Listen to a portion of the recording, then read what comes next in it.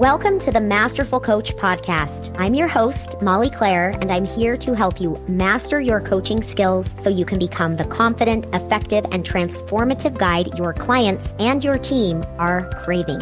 Whether you're a coach, a high-level leader, or an ambitious go-getter ready to transform your own life, you're in the right place.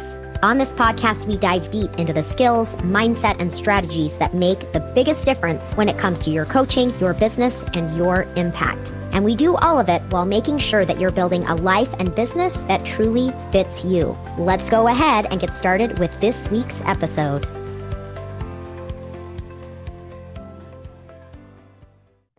Hey everyone, I am thrilled to share this episode with you where we're having a very important conversation, Margo Fordonski, one of my master coaches, and I, around grief and how we can support one another and our communities when the unexpected happens. Before we dive into that conversation, I want to make sure that you all know that the podcast is indeed shifting. Next week, I'm going to tell you even more about this. And then the following week, it will be the new and improved version of the content I'm bringing to you and talking about the 4 fundamentals of lasting change and how they apply to every single one of us as human beings. So stay tuned for that. And I want to make sure that you all know that life coach and leadership training and certification is open. This is where I teach you the 4 fundamentals of lasting change. If you are a coach and you're ready to add this methodology and skill set to your expertise, that is perfect. If you are a professional, an entrepreneur who's wanting to understand how to implement change for you and those you're mentoring, maybe you're wanting to add coaching to what you're doing, this is perfect for you. And of course, if you are wanting to dive into the world of coaching and you want to have a solid foundation, this would be perfect for you. So go ahead and check the link in the show notes or go to mollyclaire.com. I would love, love, love to mentor you this fall in implementing incredible changes for you and those you are surrounded with. All right, get ready for a very important conversation with Master Coach Margo Fordonski around grief and support within our communities. Hello and welcome everybody to a special episode of the podcast today. As many of you know, this is one of the last of the podcasts before we do our shift, our rebrand, and I thought, what better thing to do than to have a real heartfelt conversation around the needs that we all have as human beings, that we have in our communities. And in particular, today we are focusing on the recent flooding in Texas and how it has affected communities there. And not only are we talking about that community and how it is affecting those human beings, but we're going to have a conversation today about the grief that all of us experience among our communities. And this is one of the ongoing things in life. So that's the topic today. I'm thrilled to be bringing you Margo Fordonski.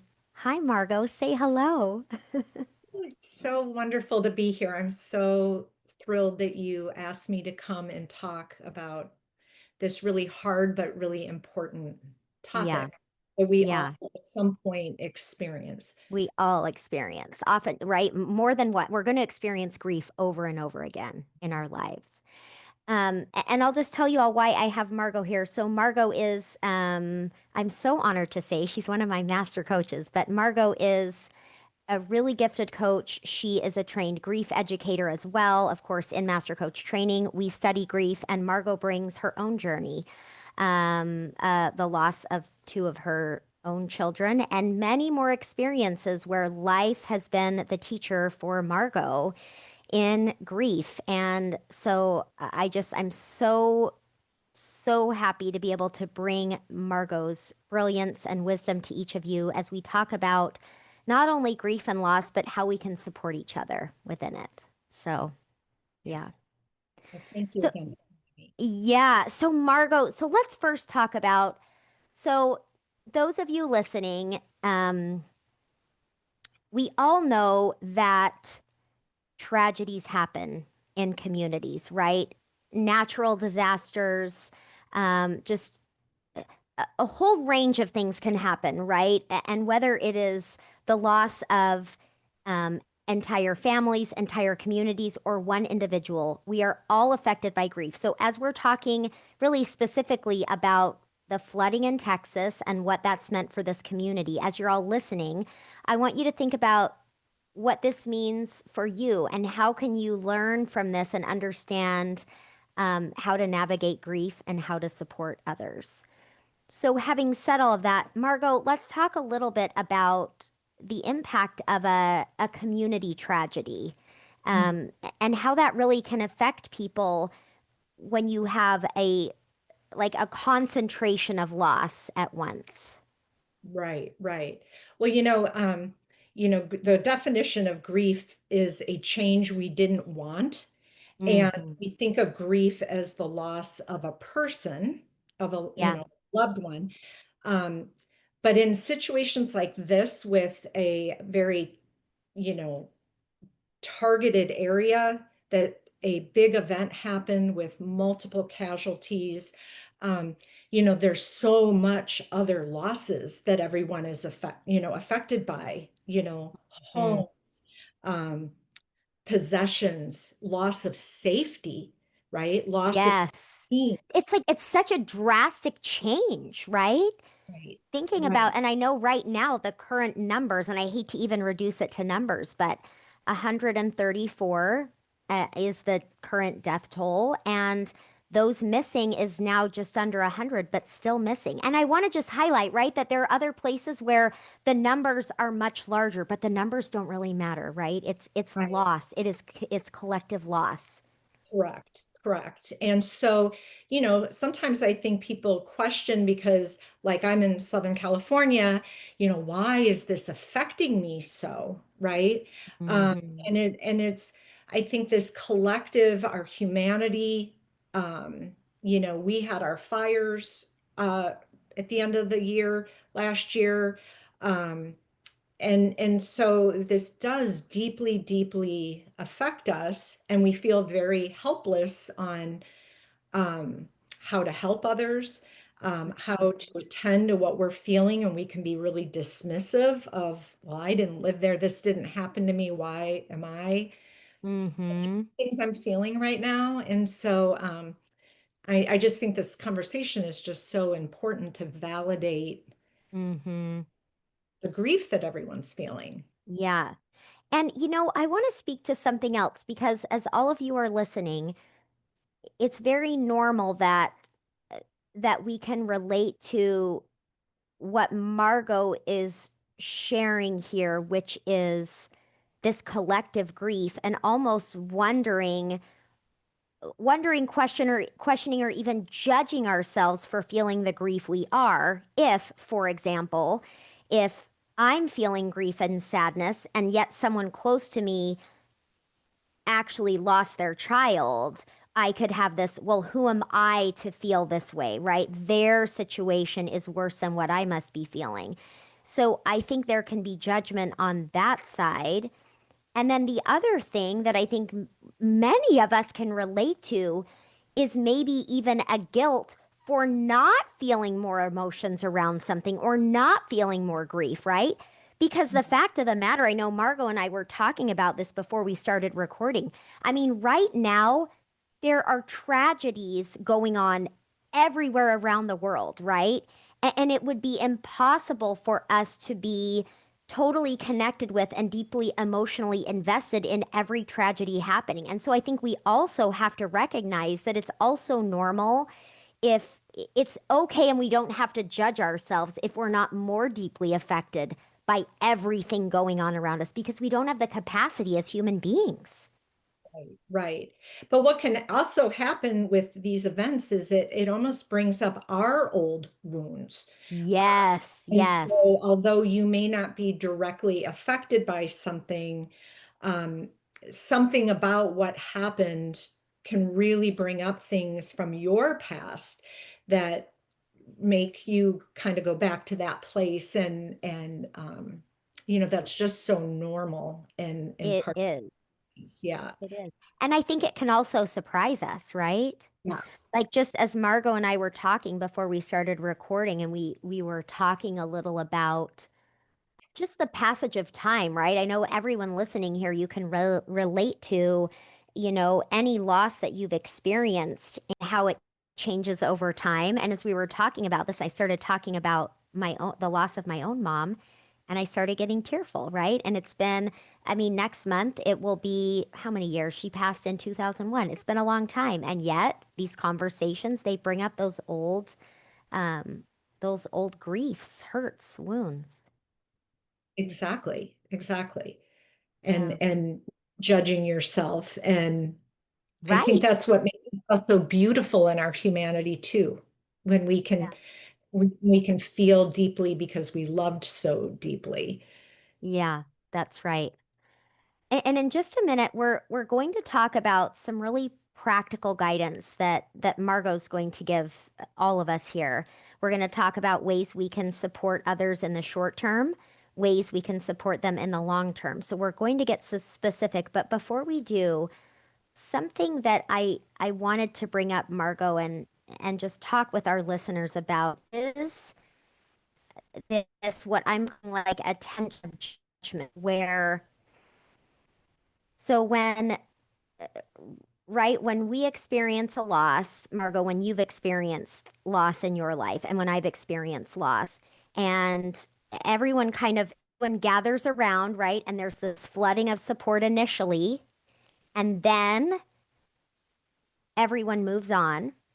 And the griever can feel kind of like, wait a minute, how can everyone move on? Like almost like we're trying to get time to hold still so people can give this the attention and the importance that it deserves. So there can be a frustration in that. And also, there can be, as a griever, that sense at a certain point of, I should be moving on faster, right? So it's this judgment we have around the pace at which we should, quote unquote, like get over it.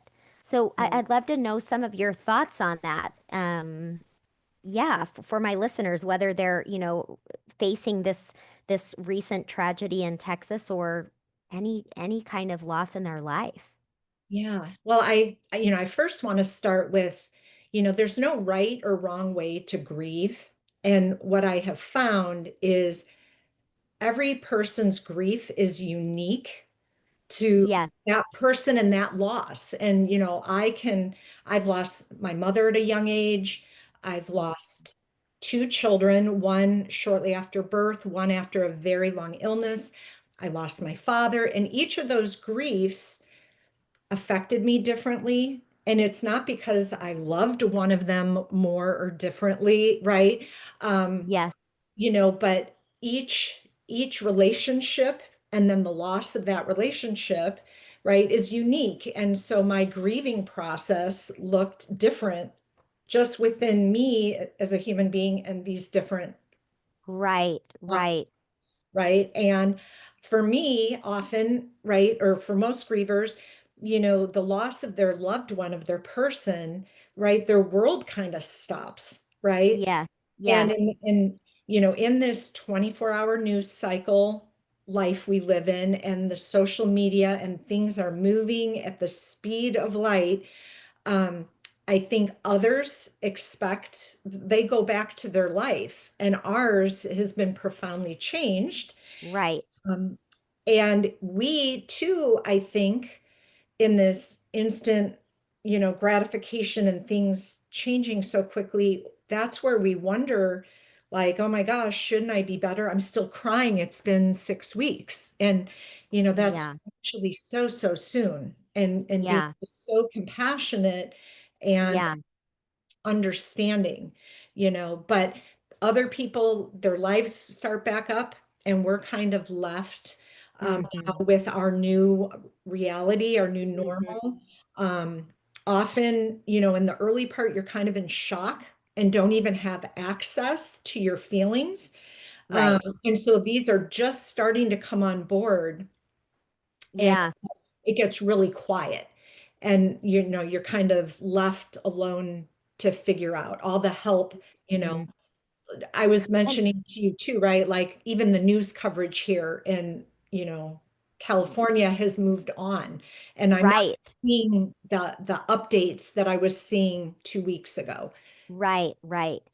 And as Margot's talking, I mean, this is why, because she is a grief coach, and understandably so, right, with your experience, and then of course leaning into this training that, the many trainings you've done.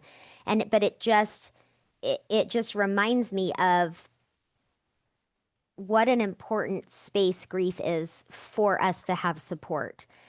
Because the other thing is, think about this. So within a loss, there are so many small losses, right? We can think about, like for you, Margot, right? The loss of your child.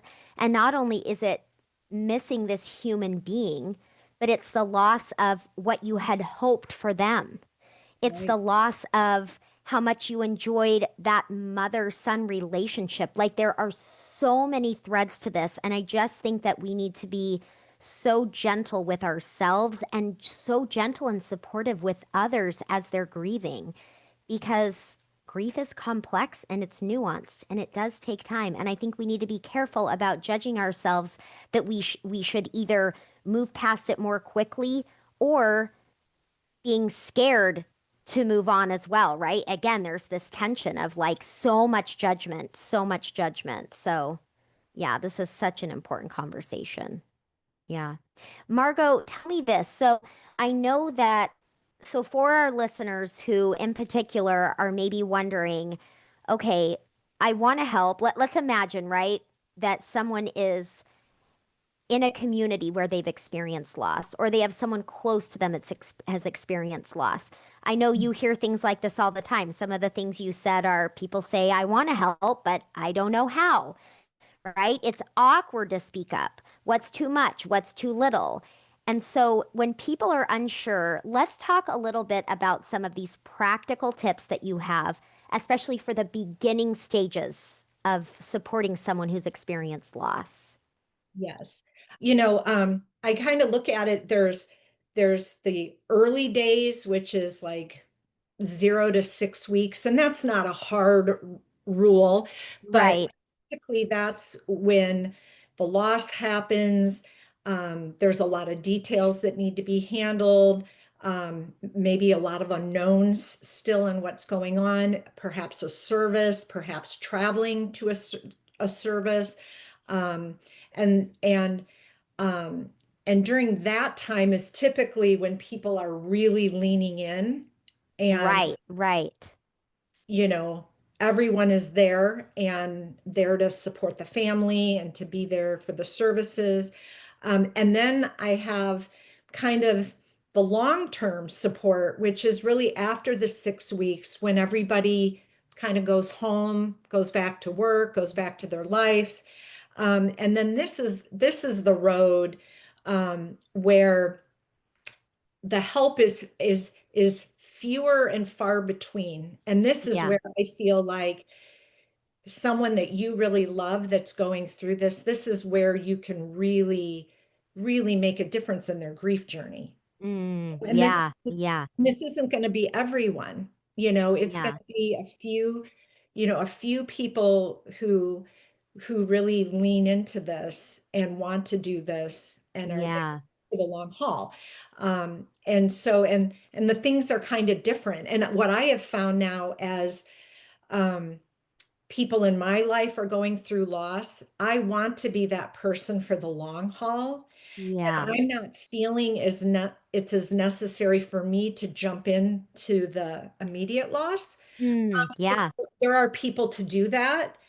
And what right. I know my heart and my gift set is I'm going to be that person that's going to focus on the rest of their life and how Yeah. I can be there and what matters. I Um, love that. That's beautiful. I love that you're noticing what your gifts are. And I think actually it's important for those of you listening to think about this as well, because we could exhaust ourselves by trying to fill every role at every time for people, right? And that's not what this is about. This is really about, what can we do and what are the ways that make sense for me to support someone? right. Yeah. And, As you were talking, Margo, I was thinking back to I at sometimes have thought about when that initial loss happens. Like I remember at one point calling it like a prayer bubble. It feels like, okay, I'm in this time where like everyone's praying for me, everyone's there, and you have this like cushion around you, not to mention you're a little bit in shock, right? You're trying to process, you're trying to deal with funeral arrangements, all of this. And then and then there it feels like a little bit of a pop of the prayer bubble, right? Where there's like a little bit of the lessening. So I want to talk about both of these, and before we get into that long-term space, which is of course a superpower and gift for you, let's talk about these early stages since that's what's happening now, right? We're in the early stages here in this community in Texas, and we're all bound to face those early stages with someone. So what are I know that you mentioned beforehand, before we started recording, three specific tips you have, right? Right, right. Yeah. And uh, my first one is don't ask. Mm-hmm. Instead of saying, let me know if you need anything, Mm-hmm. like a griever doesn't know what they need, right? They're in shock. Right. And so something like, I'm bringing dinner on Thursday. Would you like Italian or would you like soup? You know, Mm-hmm. um, and and and that is an easier decision for them to make. Um, Yes. versus like, no, we're good, right? Um, I so not love that. open-ended, right? And then another one that was so helpful for me was when someone said, I'm heading to the grocery store. What are three things I can grab for you? I love so directed, right? No decision, no option, no help is optional. Not that if someone says they don't want help, okay, that's one thing, right? But to just assume and take the lead on that. Don't ask. Right. And so that is simple and is oh so helpful. Yeah. Um, because I know for me, when people say, like, if you need anything, I never call. I never, Yeah. I never seem to come up with something, but when someone asks me that, it's like, oh, I really could use an extra carton of eggs. And if I don't have to now get in the car and go do that, that'd be great. Right. Yeah. Um, and then two, it's creating safety, letting them know Okay, that, yeah, so number one is don't ask. Now we're yes. moving to this number two tip, Number right? two is Okay. create safety. And that Create means safety. saying things like, you don't have to pretend with me, I'm not afraid of your tears, you know. Mm. And Because how often do we apologize, right, for crying? I still do right, it. Yeah. I all the time.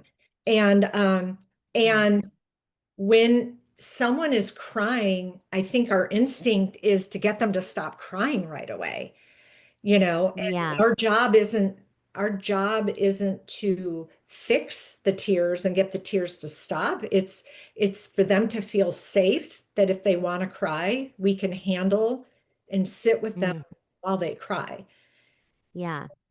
And Um, being with them in that's the tears. And I want to add something to this because crying activates the parasympathetic nervous system.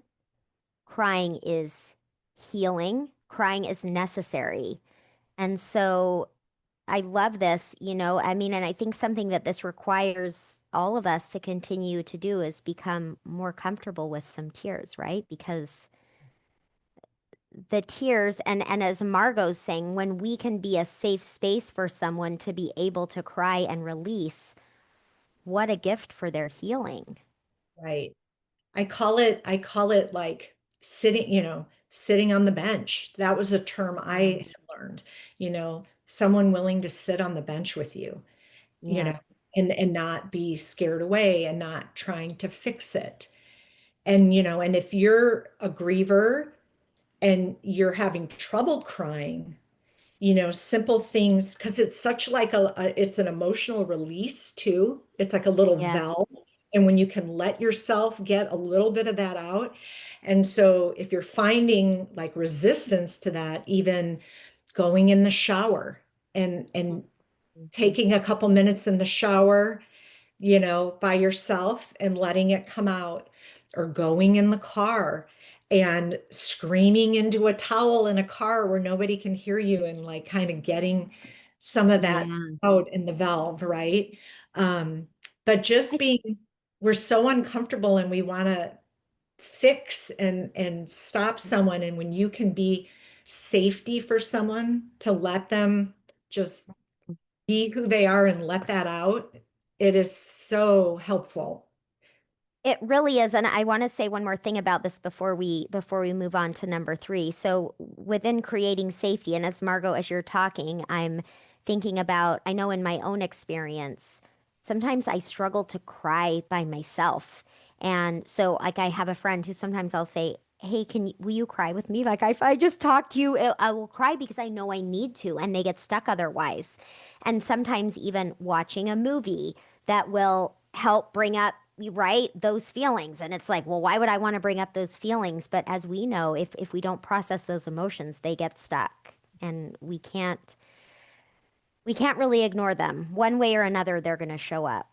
So Yeah. I love this creating safety to Yeah. allow space for the emotions and the tears. And in that safety container, I just want to close with saying, like, talk about your loved one as much or as little as you want, and I'll listen. Hmm. Because often they just need Yeah. to, to say their name, to um, tell a story, tell what happened, um, tell about their last time they were with them, whatever is kind Yeah. of front, but being in a space where they can really just whatever comes and just listening. And again, the not fixing, grievers need witnessing, someone to just witness and be present with them. It's That's right. so helpful, and especially in this Yeah. early. Yeah. And I think, it can be so easy. Some things that we've just been taught as a society and think are good things to say are the opposite of creating safety, right? Things like they're in a better place. Things like look on the bright side, right? These kind of things that are the opposite of what we need. Another one in that category is you're so strong. We think Yeah. we mean it as a compliment, and it can feel very invalidating. Um, Yeah. Yeah. you know, Yes. So true. And oh my gosh, I'm thinking about so many, we won't get on that tangent, but even that phrase I know so many times, like, because especially as people that present as strong, right? It can feel like we're being missed when that's what is said instead of being with us in what's hard. right, Ah. right. Oh, amazing. Okay, so number two, creating safety, understanding what that means. Okay, how about number three? So, and number three, and again, this may or may not be your gift set. It may or may not be the right relationship, but handling the details. In Hmm. this early part, there's so many logistics going on. It could be insurance, funeral, the other kids. And so offering to help with, making calls or organizing a meal train or errands, caring for their pets or Hmm. doing their laundry or carpooling their other kids, um, and arranging, those type of logistics. Um, that can be so helpful, and it Yeah, kind of ties back into that do, don't ask. Uh, right.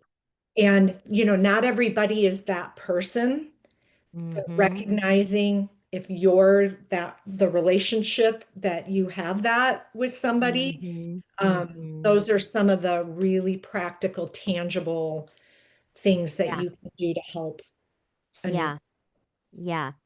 This is brilliant. And I think that, as we move forward to talking about the long term, um, with supporting others in their loss, in their grief, uh, the things we'll continue to talk about will also be relevant and conceptually, right, in those early stages. But I think that the bottom line is, or I guess one of the takeaways as you're listening to this and you're with someone in those early stages, that um, don't be afraid to show up. Don't be afraid to engage. Say something, because I think sometimes we're afraid to say something because we think it's going to make feel the things worse for someone, but we need to say something and be there. Yeah. Yeah. Yeah. Okay, Margot. So obviously not a hard deadline, not like, okay, it's 6 weeks, you move here. But generally speaking, when we're talking about the long haul, uh, what do you have to say to people about being that steady presence long term? Yes. So this is the part, like I said, I have recognized, I know there's such a need in this because I Mm-hmm. experienced it in my own grief journey. Mm-hmm. um, that I know that that's an area of opportunity, Mm, that I think a lot of people who have a loved one who's grieving don't realize, um, and how they can come in now and walk alongside somebody mm-hmm. and support them for the long haul. Yeah. Because Yeah. in grief, right, there's not an end destination. It's not a year. It's not Right. after year two, and it will evolve, but this is something that I carry with me now for the rest of my life. Yeah. Yeah. And I'm over 10 years out from my Andrew passing away. And many of the things I'm going to share right now, there are people in my life that still do this for me, and it still just makes me feel supported and cared for, and that Andrew was here and he mattered and he Mm-hmm. wasn't forgotten, and I'm Yeah. not forgotten. Yeah. So these really are really simple, practical things that really are lifelong if you have someone in your life who is grieving the loss of someone they love, you know. Yeah. Yeah. And the first one, do you want me just to jump in? Do it. Yeah. Yeah. The first one is marking your calendar of dates that would be important to your friend or family who is grieving a loved one. That's Mm-hmm. for me, my child's birthday, the day he Mm-hmm. died, the day he died was diagnosed. You know, Mm-hmm. back to school was really tough. Yeah. You know, Right. Right. Mother's Day was really tough. Uh, Mm-hmm. and marking those dates and then reaching out. And it can be so simple. It can be a card in the mail, it can be a text, a simple text saying, thinking of you and Andrew today. I Yeah. remember that with you. Um, Yeah. and the people, that list of people who have done that has gotten smaller and smaller as the years have gone on. Mm-hmm. And they still just touch me so deeply. And I always write back, oh, thank you for remembering. This means so much to me. Yeah. Yeah. Um, You so know, precious. sorry, what's that? I was just saying it's so precious when Yeah. somebody remembers his It birthday. is. And You it know, can be so small, right? I know as you're talking, like, I hear from my mom's siblings every year on her birthday, yeah, sharing stories. Like one time I got this email and it was like, I think so my mom's, she went by Mimi. Like I know a lot of grandmas go by Mimi, but actually she went by Mimi like always. okay, It was her nickname and that's nickname and name. That was what she went by. And so I remember my uncle sent me an email that was memories, like memories. It was kind of this play on words, and it was just all these amazing memories. And it's so meaningful to feel as though their spirit is alive and well. yeah. And I'm as we're doing this talk right now, I get to see you and your face lighting up just saying that, right? And it's Yeah. been so long for you, Oh, right? I know. And so it just shows you how powerful and how easy it is for us to give Yeah. that to somebody, right? Yeah. Oh, yeah. And so just simple, reaching out on those days and remembering is just so powerful and meaningful and so easy for us to do. Yeah. Yeah. Love it. Okay. Another one, number Yeah. two, is using the child's name or your loved one. Mhm. This isn't Mhm. just for, parents who have lost children, saying Right. name. Um, Yeah. the example you just gave of a Yeah. story, and I'm assuming that several of the things on there you had never heard before, Yeah, it's a mix. It's like things I remember and things I'd never heard before. So right? And fun. and Mhm. so just such a gift. And it can be, pictures that you find.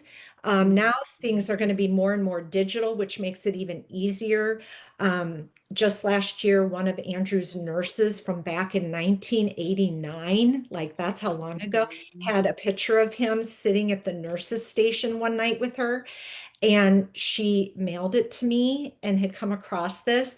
And oh, I just, So it was so amazing. lovely to have that, and that she saw it and thought of me and wanted me to have it.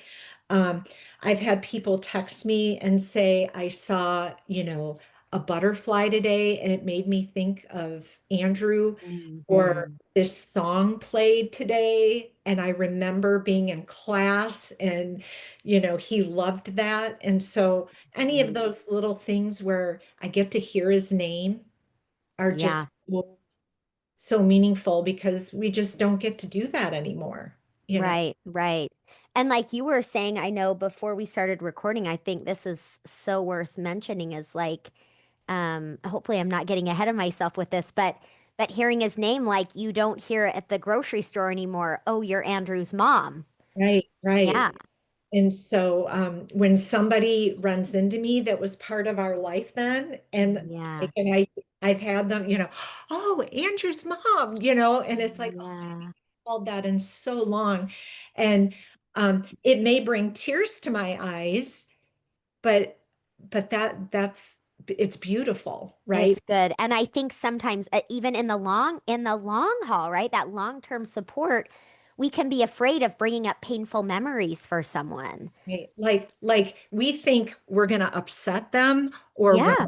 remind them. And it's like, oh, believe me, I think about this all the time. Yeah. You're not hurting them, and you're not reminding them of something that's not front of mind for them every Yeah. minute of every day. Yeah. Right. Yeah. Yeah. Um, yeah.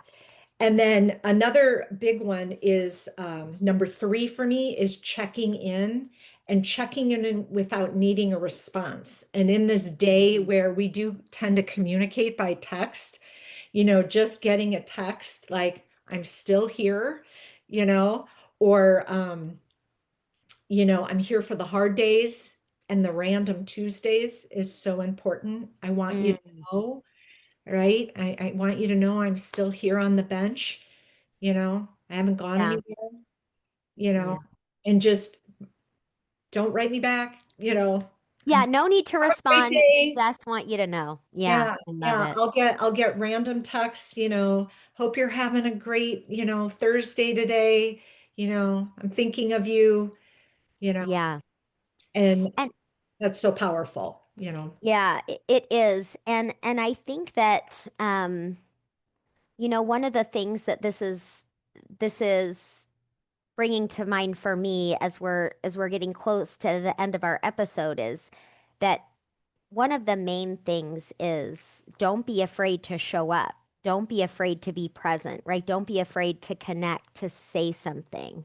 Right, So I right, think that's one of the biggest reasons why we don't support more is we're afraid. right. We don't And I know. would like to offer this too, um, there would be times somebody would reach out to me and invite me to something or whatever. And I really tried to say back, um, I can't do it this time. And I would always say, but please ask me again. Mm-hmm. Like, no, not today, but please ask me again. And you would be Mm-hmm. surprised how many people never asked again. Mm-hmm. And as time went on, if they had, I would have been ready to go Yeah. to that thing. And Yeah. that's another thing is to keep coming back. um, Mhm. because not everybody would even have the presence to say, but ask me next time. Um, Right, right, right. Like, and so even with me doing that, people felt like, life kept going on, and yeah. so and it kind of ties into my last point, which was just be a steady presence. Um, Mhm. and grief, as we know, can be so isolating. And just to be the person, I just want to challenge people, be the person that stays and just offers consistent, like low pressure companionship, right? Mhm. I had people that I had like a walking date with, and it Yeah, was just like every Tuesday we would meet at 9 o'clock and just go for a walk. And sometimes I never said anything. Like they would just tell me what was going on, but just the moving my body and knowing yeah, that I had someone to go meet on Mondays at 9 o'clock was so, and I got some fresh air, right? yeah, yeah, Other times would start laughing and the laughing would turn into some yeah, tears, right? But just being that consistent, steady presence. And if it's no the first time, hear my voice saying, but ask again. And yeah, yeah, because yeah. maybe this month isn't a good month, but a month or two from now, they're going to be ready So, yeah, to say yes and to be there. yeah. I love that. And along with that, I think also potentially because many won't have the presence like you, Margot, to say, but ask me next time. As the support person, as asking when someone says no, thank you, or not this time, an extension of, is there anything else right now that I can do to support you? What else would be supportive, right? So that we're continuing to keep that door open. Right. Um, and just one more thing that I want to offer up from me personally is that feels to me like a light bulb moment for me in this conversation, an invitation to me, and I want to offer up this invitation to my listeners as well. And then I want to have any final thoughts from you, Margot, and of course let people know about where they could find you if they wanted to learn more, because I mean, Margot is just the absolute go-to in terms of grief support. Um, but as you're talking, it's like one of my friends has come to mind. She's a business colleague and she lost she lost her son years ago. And I never knew her son. I met her, after he was gone. And as we're having this conversation, I'm realizing that there's been a voice in my head almost like, well, I'm not a really allowed to comment. It's not my place to say anything because I didn't really know him. That would be weird for me to do that. And I will say that this last year, when I saw a post on his birthday, I did say something to her. And now we're having this conversation. I'm glad that I did. And it's a reminder to me, like, and for all of us, like, don't be afraid. It doesn't matter if you haven't said anything in the past, if you didn't know this person, all the reasons that we think that we don't have a place to support this person, we can always be a support to somebody. Always, always. Yes. And I think, we moved after our son died, and I have a Mhm. whole community of people that did not know Andrew, but they Yeah, know me. And as I've shared about Andrew, those are the people that check in with me, right? yeah, I love And that. and they didn't need to know him, right? Right, Know right. me. And they've picked up the mantle because I didn't want to live somewhere and this big part of who I am isn't here with me. And I didn't want these Yes, people not to know about him. And yes, so as yes. I like introduce myself, right? They Hmm. that I had a son that's no longer with us and briefly Yeah, what happened. And I love when they ask me about him or yeah, something, right? yeah. And so, yeah, I love that point. It's not just if you knew them, if you know the griever, you're the perfect person.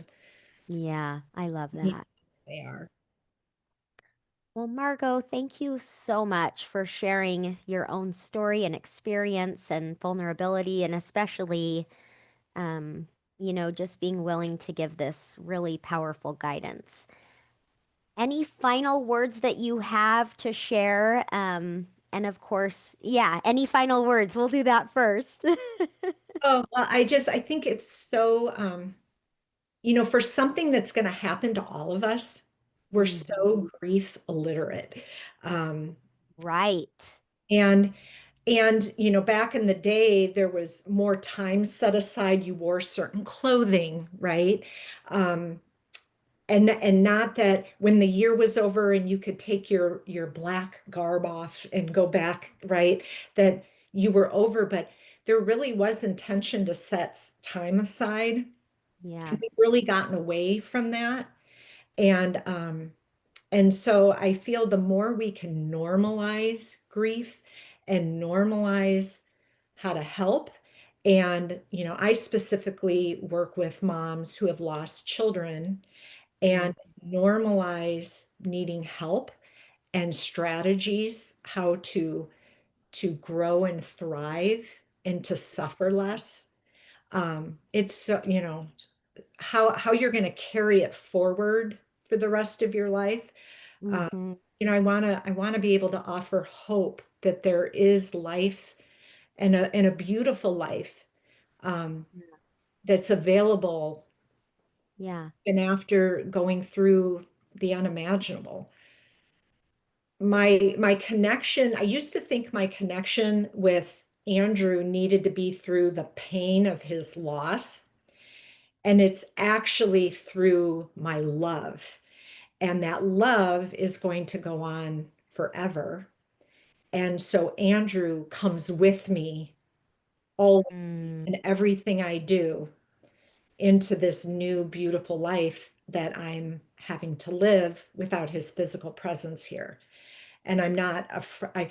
It helped me release some of the pain I was carrying and allowed me just to focus on the love of my son and the miracle of the time I had with him. Um, and and that, Amazing. is just so precious to me. Yeah. Yeah. Margo, thank you so much. Where can people find out more about your work? I have margofordonski.com. And on there, I do have a free little resource um, that is wonderful for a new griever and Mhm. and really tools to anchor you throughout your grief process. And so Mhm. if you have somebody that you know who is grieving, this could be something for you to grab for them, which would be awesome. But margofordonski.com. And then I'm also on Instagram, Margo Fordonski Life Coach. Yeah, and definitely check out Margot's Instagram. I see your stuff pop up on my Instagram every time I'm on there, and they're just really beautiful reminders. And such a, just kind of going back to what you said about us being so grief illiterate. I feel like there's that education there to help us all understand it a little bit more. So, Margo, thank you so much. I so You. appreciate it. And thank you, everyone, for being here. Share this with others so we can support each other in the best possible way through the many, many griefs and losses that we experience in life. And I look forward to talking with you all next week. That's it for today's episode of the Masterful Coach podcast. If you found this valuable, make sure to subscribe so you never miss an episode. And if you'd take a moment to leave a review, I would truly appreciate it. It helps more coaches and leaders find this podcast so they can grow right alongside us. Make sure to check out www.mollyclaire.com for the latest offerings in advanced trainings and coaching mastery. Thanks for listening, and I'll talk with you next week.